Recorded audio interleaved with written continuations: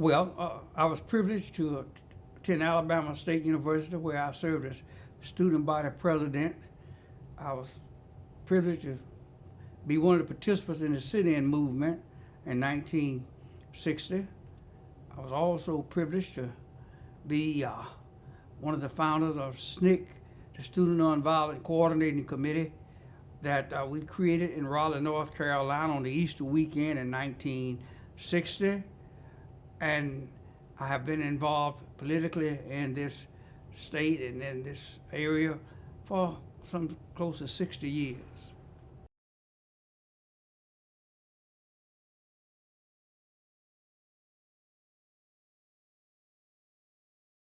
Well, one of the things I've always had an interest in the judiciary. But Judge Johnson really, I guess, demonstrated to all of us, those of us who watched the court system work, showed us how important it could be. And of course, we watched him, and I watched him on more than one occasion, but I was always impressed with the fact that he never left his office and made every politician in Alabama, and preacher too for that matter, behave. He was the type of judge who spoke soft and carried a big stick, and his stick was heavy. I recall so well doing various civil rights activities in Montgomery and around this state. I recall once that the Alabama State students were picketing and marching, and we were watching that, and of course the students started blocking others from going to class. Judge Johnson told us we could march, but you can't stop others from going to class. And one of the lawyers said to Judge Johnson at times, Judge, these are students and we can't make them behave. Judge Johnson told me, well, you better resign as their lawyer. If your client won't listen to you, you need to leave, get you another client. I was always impressed with the fact that how he handled a sit-in, not the sit-in movement, but the freedom rides. Judge Johnson really, he was a no-nonsense judge, and my identification with him is more in support of him and respect for him. I don't claim to be any kind of buddy or friend of Judge Johnson, because I don't know anybody who was, but he had some. I think Earl Pippin was a good friend of Judge Johnson, but overall, Judge Johnson was a no-nonsense judge, and he ran his court system that way and ran the judiciary that way, and everybody in Alabama and everybody around Montgomery knew that he was a no-nonsense judge. I was always impressed with the fact that during the 7th Montgomery March, that he made it possible for the march to take place, and he made certain that the marchers were protected. At the same time, he made sure that the marchers obeyed the law. So Judge Johnson was that kind of a person. I liked him. I remember once I asked for an appointment to see him, and he granted the appointment, and I told him I want to thank him for standing by the law and standing and upholding the law and protecting us. And he said, Mr. Reed, you owe me no thanks. I'm doing my duty. And that's the way he saw his work. There's another occasion that I often laugh at, because he cut me down so nicely that I just think that it's something that's worth talking about. When his Montgomery school system desegregated under his order, Judge Johnson appointed a committee of citizens, and Earl Pippin was the chair of the committee, and I was on the committee, and we got to make a report to Judge Johnson. And what had happened, the school board of Montgomery County at Carver High School, which was a predominantly black school, and a black school, and Booker Washington, black. And of course you had Lee, Lanier, and of course Jeff Davis. Those schools were white schools. And when the schools desegregated, Judge Johnson, after he ordered the desegregation, the Montgomery Board of Education at the two black schools put white co-principals there, at Carver and at Booker Washington. But they didn't put black co-principals at the white schools. So we were in the courtroom reporting to Judge Johnson, and Judge Johnson said, asked all of us to make comments if we had something to make remarks. And I said, well, Judge, the Montgomery school system is just not treating blacks right. And what they did, they put white co-principals at the black schools, but didn't put black co-principals at the white school. And I really think, Judge, they ought to be required to put black co-principals at the white school.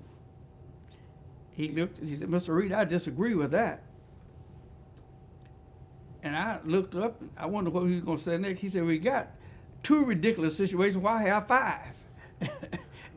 And I always thought that was he has cut right to the chase. What he said, in fact, look, it's ridiculous to have two co-principals at the black school. So why have co-principals at the white school? You got two bad. So very soon, that co-principal thing just died out. It ended. I was very appreciative of that, and I laugh at it to this day, because to me it was very, it was just something that uplifted for me. After I thought about it so many times, I didn't know about it that particular day.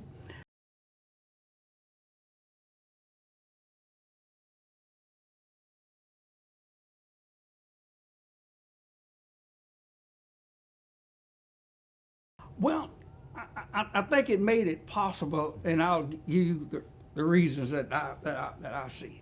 Now, Resolution 12 was a resolution passed by the National Education Association, and the National Education Association back in 1964 passed Resolution 12 at the NEA convention, in which it called on the states with dual teachers organizations to merge.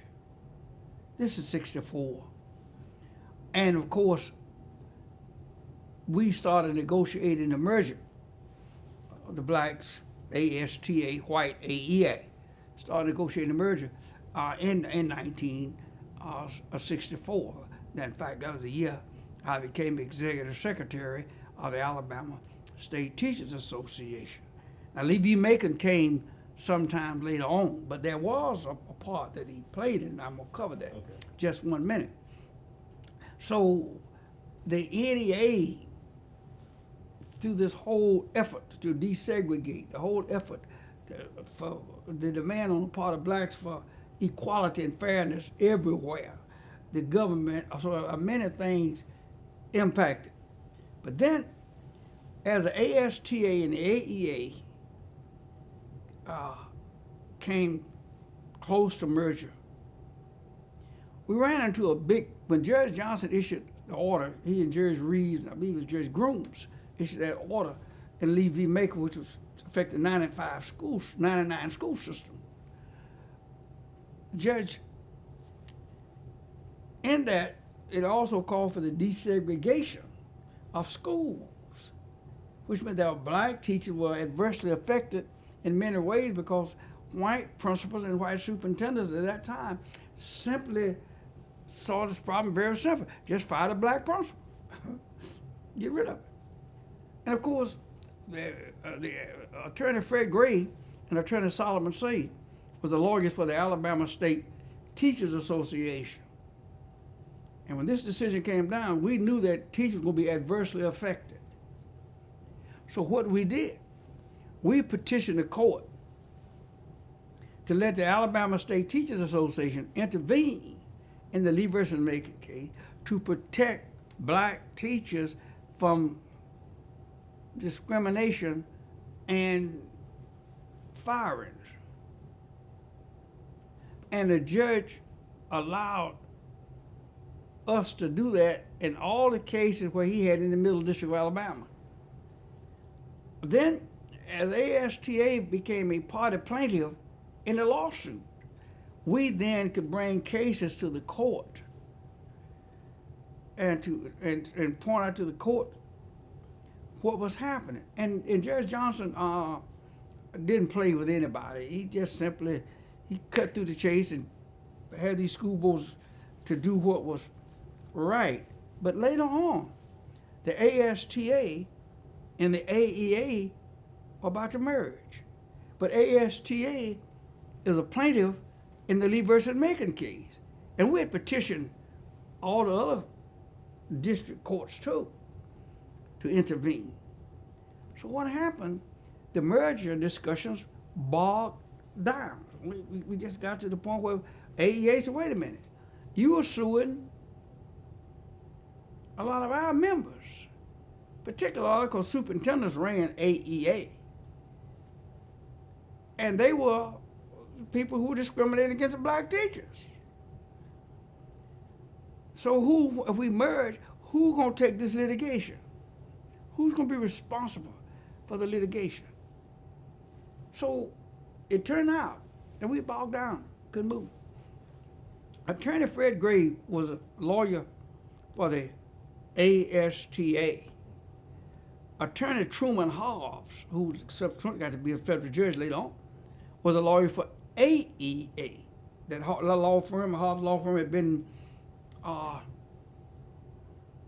representing AEA for many years.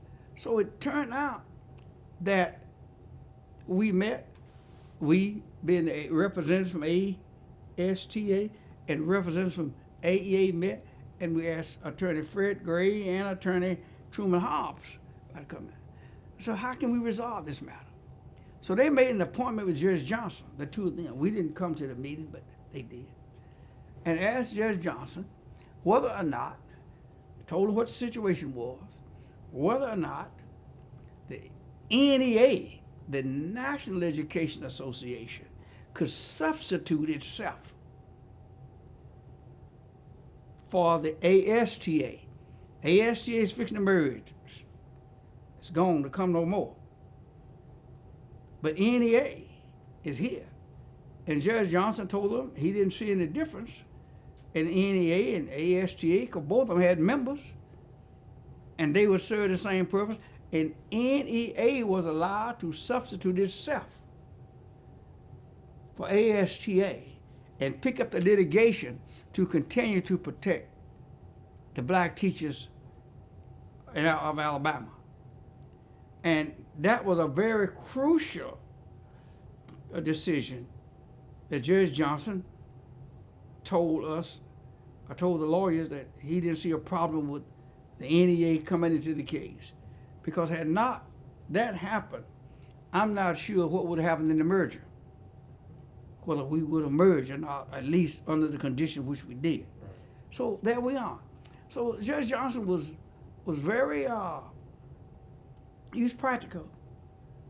And we had a good relationship legally. We didn't, some cases he ruled against us on. I know a couple of cases we lost before him, but that's the way the law works. And one of the proudest things that came to me was the name of this building in which we now sit.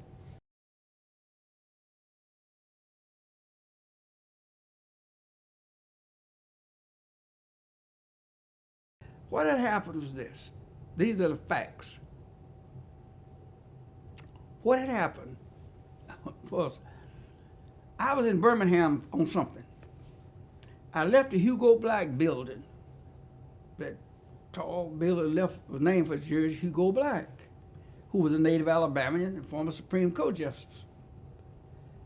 Then I went across the street, and there was an old federal building was named for Robert S. Vance, who's a good friend of mine. And that building was named for Judge Vance. 2 fine judges, 2 fine buildings. Both of them deserved it. On my way back, driving from Birmingham, it occurred to me, because I'd always wondered what could this area do for Judge Johnson. And I called Judge Johnson's office from Birmingham on my way to Montgomery. And he granted me the audience. I came straight from Birmingham and came to this building and went to his office. And my remarks to him was, Judge, I have a matter I want to bring to your attention. If I'm out of order, let me know. I'll get out of the way, and I apologize in advance. And I told him what had happened. I had just left the Hugo Black building, and I had just left the Robert S. Vance building, who were named for those 2 former justices of the court system. Judge Black, of course, was a Supreme Court justice. Judge Vance was a 11th Circuit Court justice. And Judge Johnson, at that time, was still a district judge. So I told him what I wanted to do. And I wanted his permission to do it, and I couldn't do it without his permission. His reply to me was, I can't say I wouldn't appreciate that.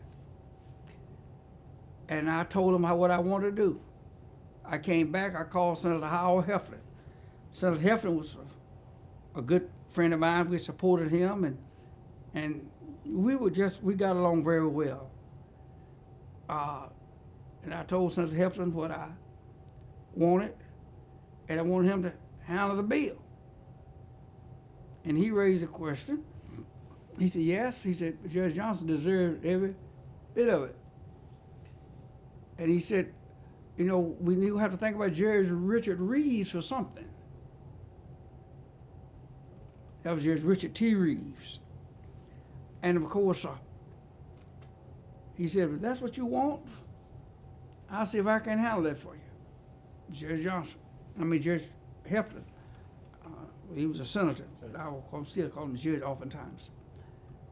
Then he said, well, somebody got to handle it in the House. I checked on the record and found that the member who chaired the House Public Works Committee was a member of the House of Representatives that I called and told him what I wanted. That we want to name this, his name is Congressman Gus Savage.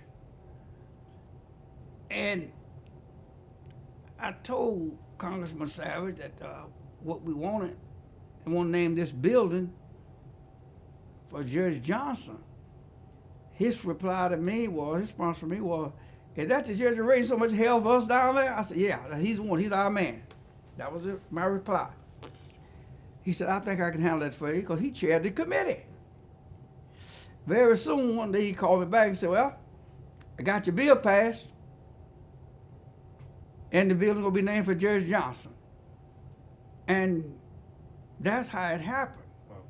It was my project, it was my bill, and we were able to get this building named for Judge Johnson, who deserved every ounce of it. And I feel real good about that. And Judge Johnson felt good about it, and he said it, and if one reads the record, it is in the record that I was a key person to get that bill passed.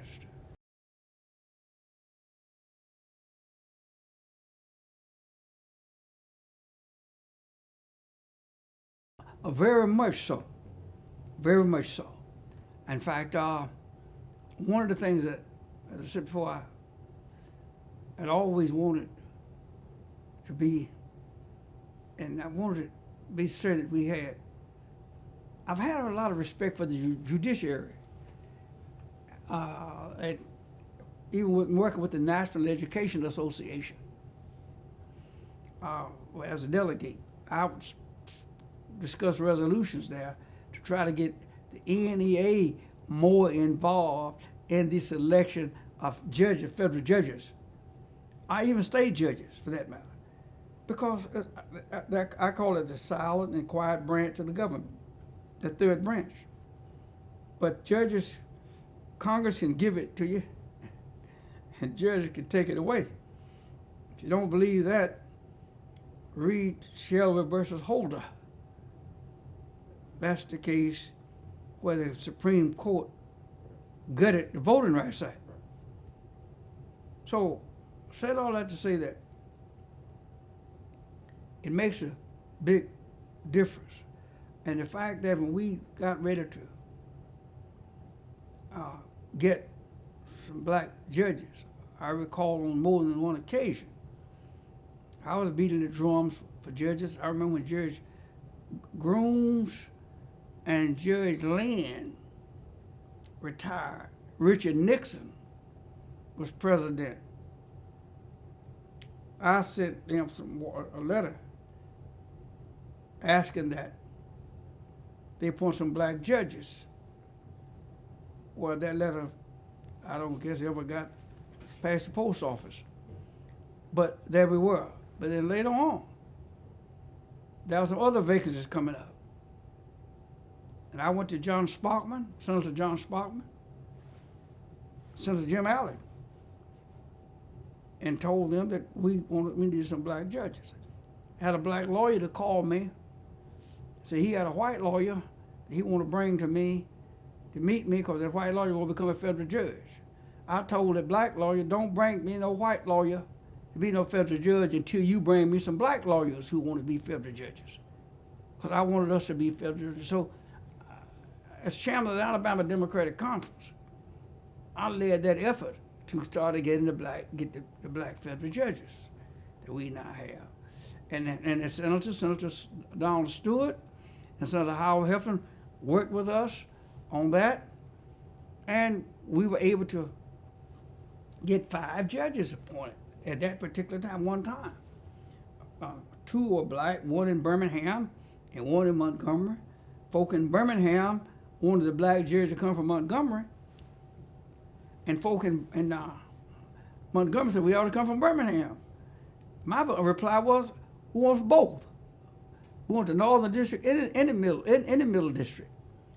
And we were able to do that. Plus, we were able to get 2 white judges in Birmingham in the Northern District, and we were able to get another Judge Hobbs in the Middle District.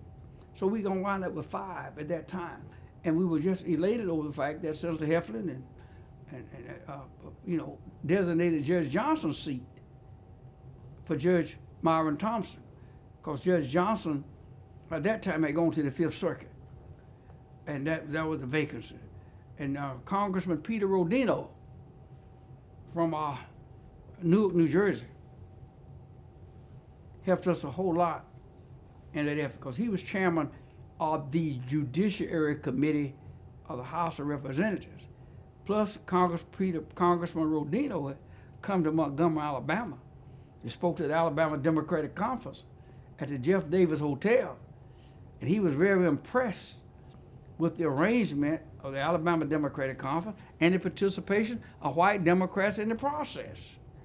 So he was able to help us, because we want, really Alabama was going to get 4 judges, and through Congressman Peter Rodino's effort, Alabama got 5. And that helped us to get the 2 we needed.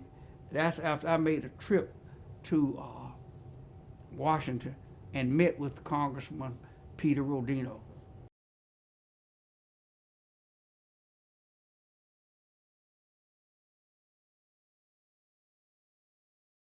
He broke the ice and cracked the ceiling. He did what some other judges didn't do. And in fact, the time I came to him, I mentioned earlier that I talked to Judge Johnson, want to thank him for helping us. He said, I'm just doing my duty. And I didn't tell you what I responded to him by saying, yes, sir, you are. I mean, many of your brethren are not doing their duty. And that was my reply, because they were not. Judge Johnson, he's just a pioneer. And we all benefit because he gave decisions at a time when they were needed, and the Supreme Court was sustaining them. A few times he might have been reversed on a couple of cases, a few cases, but not often. So Judge Johnson's decisions live on today because, one, you can't turn the clock back. Two, the Supreme Court sustains many of his decisions, which made it a law of the land. The Congress of the United States passed certain laws. While the Voting Rights Act has been hurt, emasculated, it's not gone. There's still provision in the Voting Rights Act. And a lot of stuff came out of the Voting Rights Act, came from Judge Johnson. So Judge Johnson demonstrated to the nation what courage was about, what vision was about. And we enjoy that today. Alabama has more black elected officials per capita than any other state. We're the only state, to my knowledge now, I know at one time we were the only state where the legislature of Alabama reflected the makeup of the population. The case called Burden versus Hobby. It was in Judge Johnson's court. Judge Johnson was the presiding judge over that case. It was a 3-judge panel. Judge Johnson, his influence, his shadow, his shadow made folks realize that you can't get away with this. Because there's Judge Johnson over there. And you know, I've been in a lot of meetings where I've said that to people. Well, you know, if you think you're going to get away with this, we're going to go in the federal court, and we don't believe Judge Johnson's going to permit this. Just a mere threat, oftentimes, solve the case for you. Oftentimes, and the thing that happened so good that when Judge Myron Thompson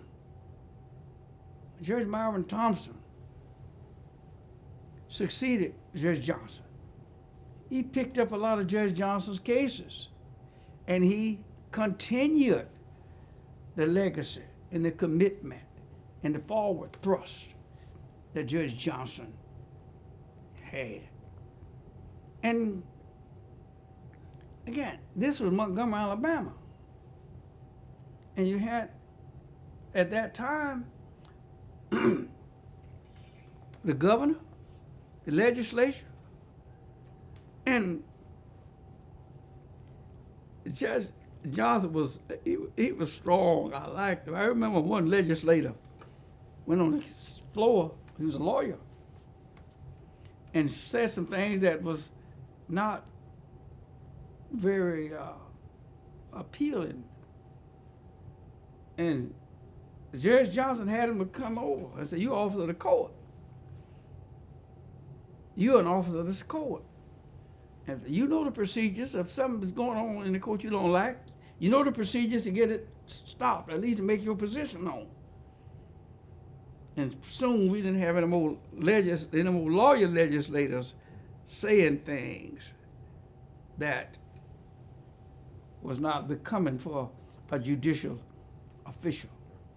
So, so we benefited in so many ways, too many to even cover in this conversation.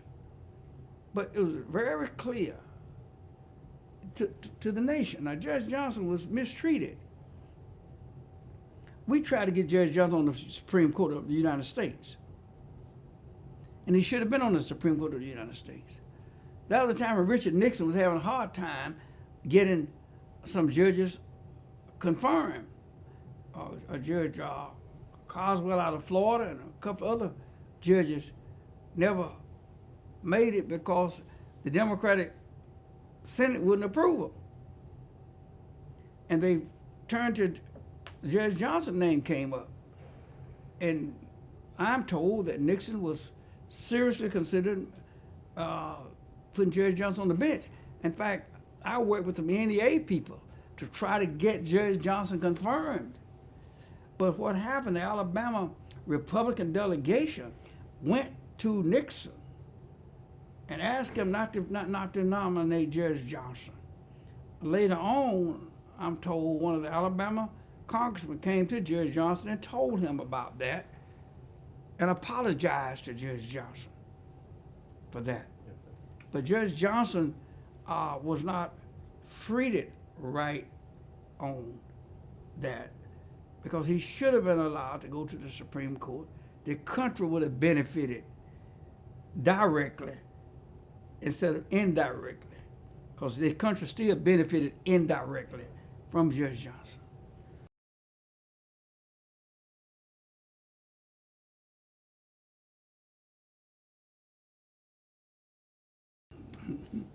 I figured he was going to be a leader. I didn't think he was going to be mayor.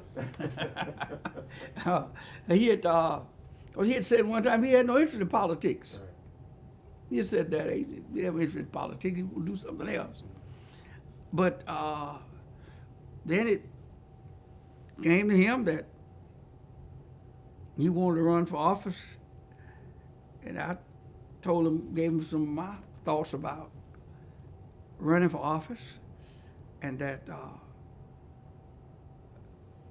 we are very pleased and very glad that he ran and won. I told him at his inauguration, I'm not going to go through all of that, what we said, it's in the record already. And I often tell him now, there's not but 5 days between Good Friday, between Palm Sunday and Good Friday. Right. One they said, Hosanna, Hosanna. Later on they said, crucify. Right. There were 5 days. So I said that to him to say that don't forget the people. Don't forget that those who embrace you today will curse you tomorrow. But we're very proud of him and very glad. I always thought he would be a strong leader. I really thought that, but I didn't know what I never thought he was going to be mayor. Was there anything in particular when he was young? When he was we grew up. I always wanted my children to have a value system. It's very important. And we just grew up like any normal family. Some of these things you don't see. I knew he was strong. I knew he was. He had some things that he would do. I know you couldn't run over him. He would do that. He'd stand his ground. But for expecting him to be mayor of Montgomery, Alabama, not until he said he wanted to run, then we all got behind him, and the people of Montgomery gave him an opportunity. That's who helped him get to be mayor. We supported him, but the people of Montgomery elected him. So there we are. But fundamentally, he's strong, and that's what a leader has to be. And he has his opinions, very much. If he wants something, he'll tell me. If he doesn't, I don't bother him. He's a mayor. I'm not. I'm just not the mayor. I'm trying to survive and carry on. If he wants an opinion, he can get it, and if he takes it, it's fine. If he doesn't take it, fine. Sure.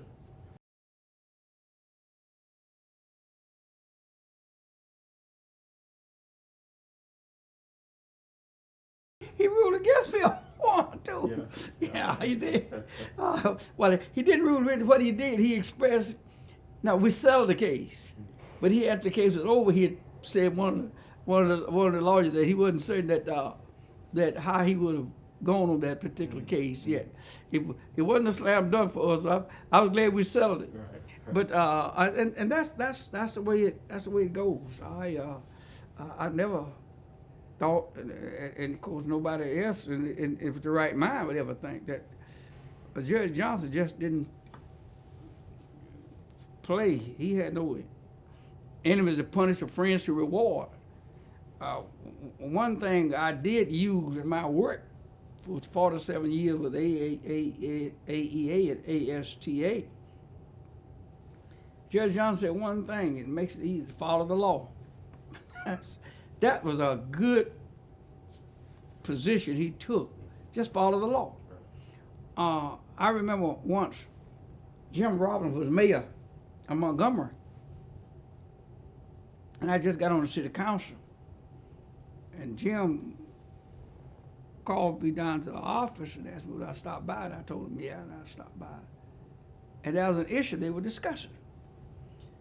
So I want to get your opinion on it. And my position was just what Judge Johnson said. I said, just follow the law. Let's don't spend no time debating it one way or the other. Follow the law. And that was Judge Johnson's position pretty much throughout. Follow the law. And when you follow the law, you don't have to worry about who wins or who loses. The law wins. And that's what I was always appreciative of him about, that he stood for, and it didn't matter.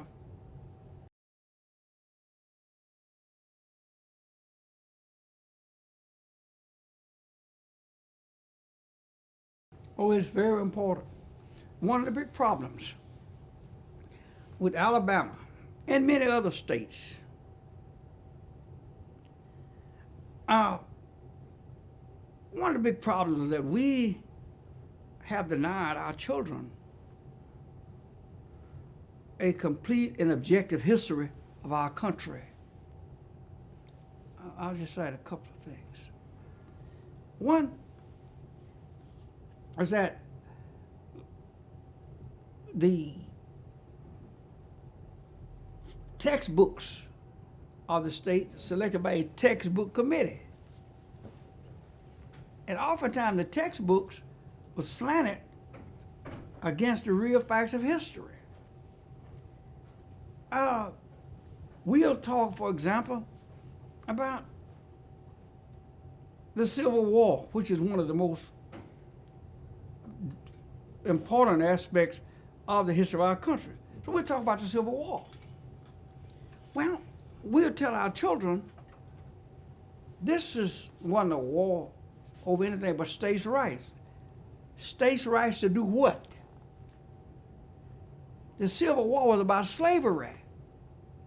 The Civil War was about keeping people in slavery so they could work, and the merchant. And the problem about it is even poor white people who had no slaves because they were too poor to have them were misled. It wasn't about slavery, it was about states' rights. States' rights for what? States' rights to do what? To keep you in slavery. That's what it was about. But our children don't get that, and this is won't be the time to cover all of this, or maybe another forum sometime. But that was one of the things. For example, we talk about, we'll condemn Abraham Lincoln. There are people who would condemn Abraham Lincoln in the South. Abraham Lincoln was not hostile to the South. If you read his second inaugural address, just before he died, when he said malice toward none and charity for all, that wasn't anti-South.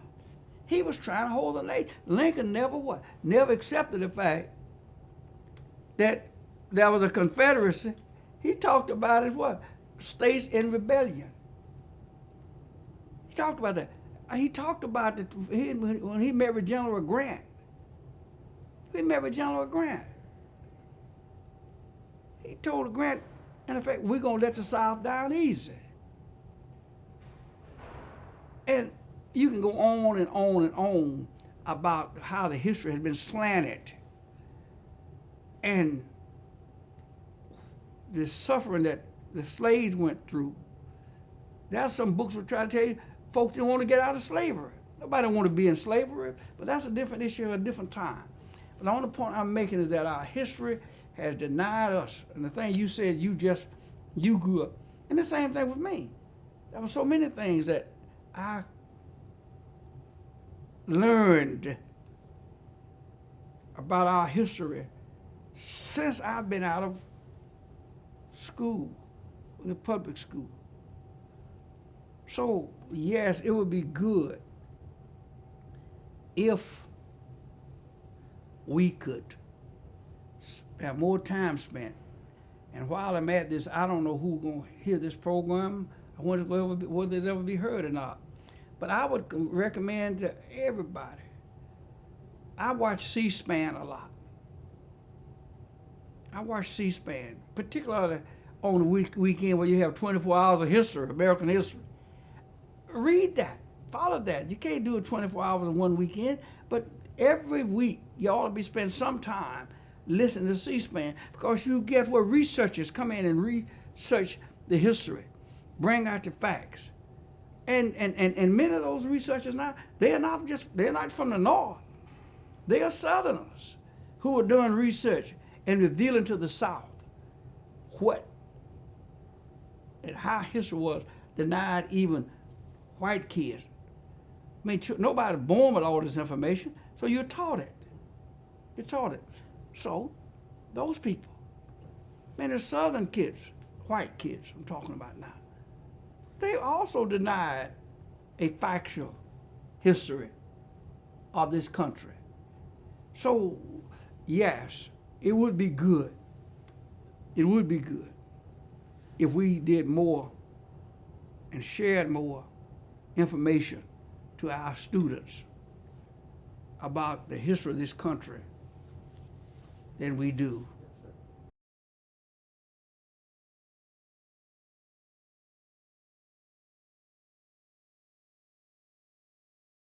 The most proudest thing I would say that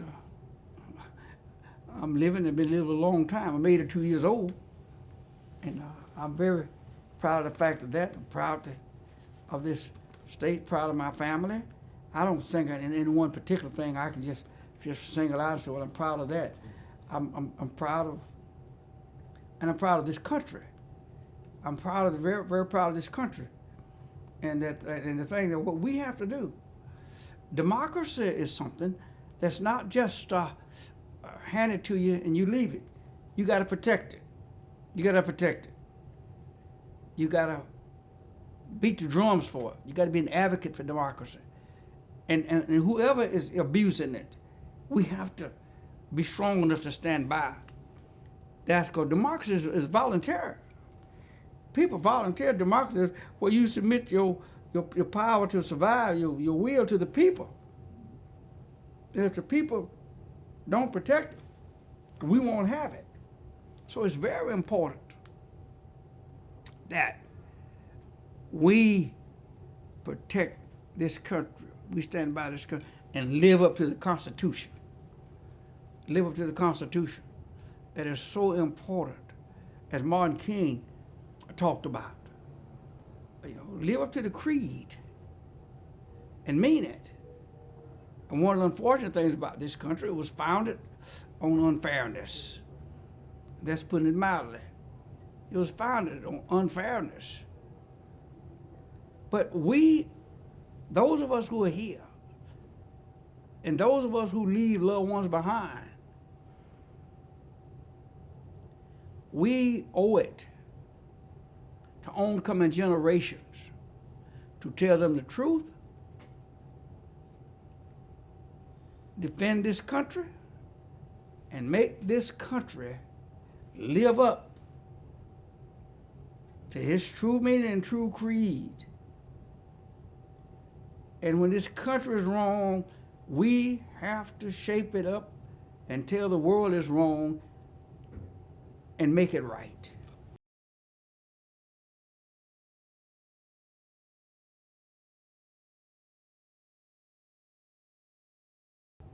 Yes, follow the law. And where it's wrong, straighten it out. That's why we got amendments to the Constitution, and that's why we got and elections. The elections have consequences, and it's so important for people to vote. I have very little tolerance for people who want to talk about politics but don't vote, or who want to talk about the Bible and don't read the scripture. Well, certain things go together. And we have to try, and leaders have to live by examples. That is so crucial. It's very important. Leaders have to live by examples. And we have done pretty well. We're not flawless. We got plenty of flaws. But the thing that I see, and I say this to black people all the time too, all white folk ain't mean. Now I use ain't for emphasis, you English teachers out there. They're not mean. There are plenty good people, white people, who wants to do right and will do right.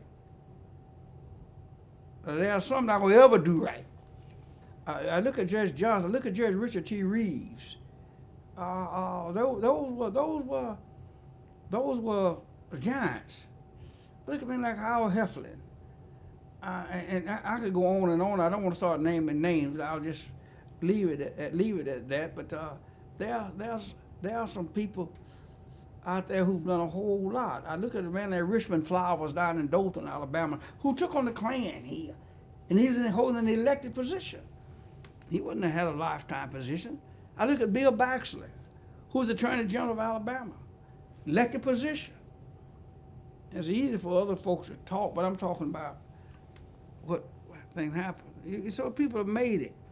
You look at the black church, you look at the black ministers, you look at people who've been out there fighting and making a difference and setting good examples. That's what we have, and all those things in the tradition of Judge Franklin Johnson. Yes, sir.